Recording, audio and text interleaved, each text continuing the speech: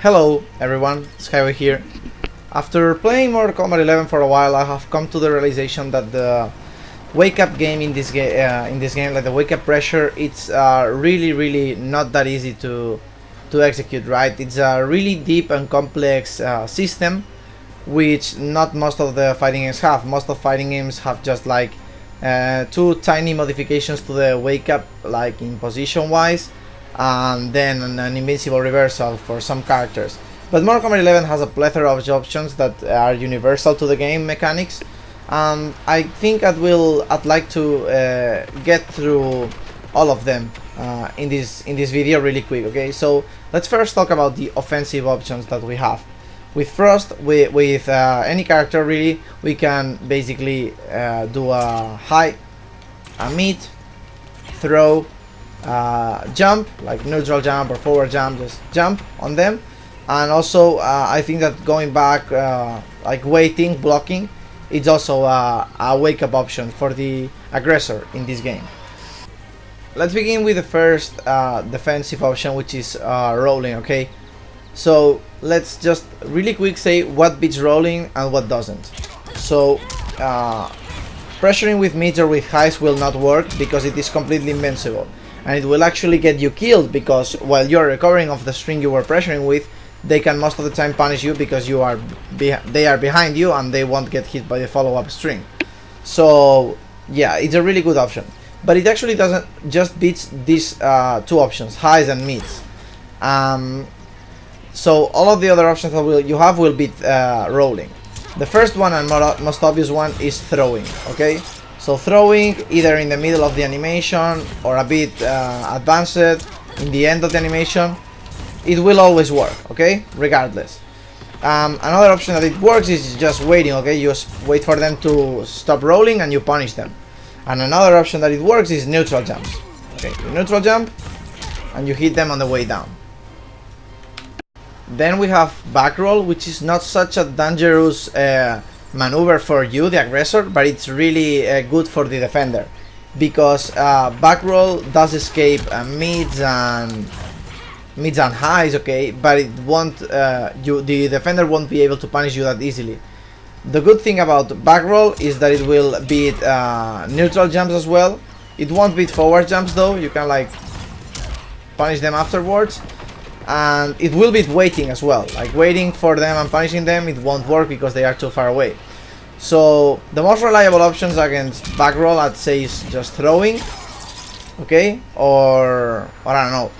The thing is that you're not completely fucked up. You will not get punished. It won't hurt a lot if you wait or if you try to pressure.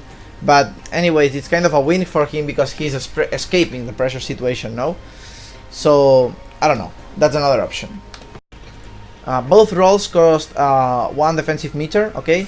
And the other option that we will explore now, up to, cost 1 defensive meter and 1 offensive meter, okay?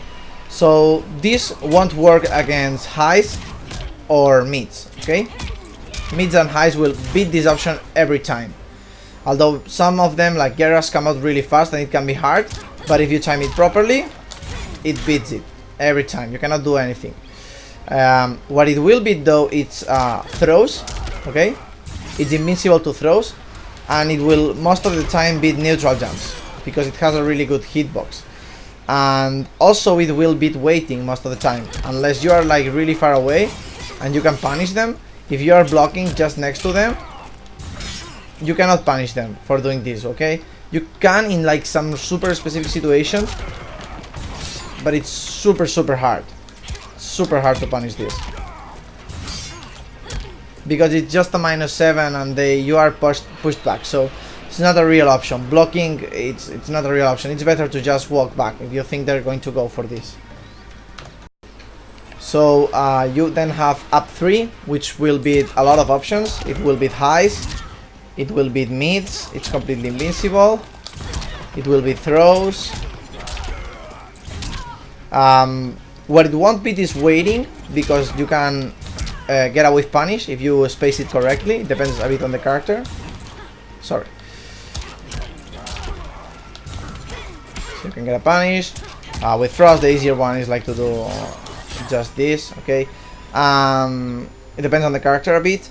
and it will also blues against neutral jumps. It's my favorite option for this kind of wake ups because it will beat him and you get like a full jumping combo, which is really harming in this game. So another option, which is not really popular but it's a good one, is ducking. Both attack and roll cost defensive meter and offensive meter respectively, but ducking is free and it will avoid high attacks and it will avoid throws. It will lose to all the other options. Well, it won't lose to all the other options.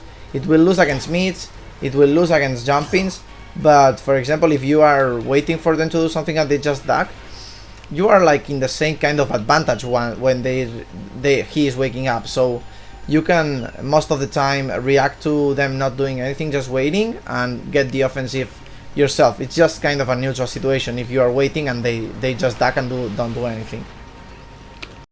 Another defensive option is just jumping. Jumping is pretty bad. It will lose to actually most of the offensive options, and it will lead to a full combo. You can also neutral jump and you can also wait and down 2, whatever. It will beat most of the options. What will beat every time though is grabs. If you try to grab while they are jumping on wake up, you will not be able to, okay? But yeah, that's it for jumping. So thank you for watching, guys. I hope you enjoyed the video. Feel free to ask in the comments if you have any questions and I will try to solve them as fast as I can. Look forward to a second part of this video where I'll go more in depth on how to use this system in the context of a real match and how to kind of play mind games around it. There are some tips and tricks that might help you a lot with your Mortal Kombat wake up game. So see you next time.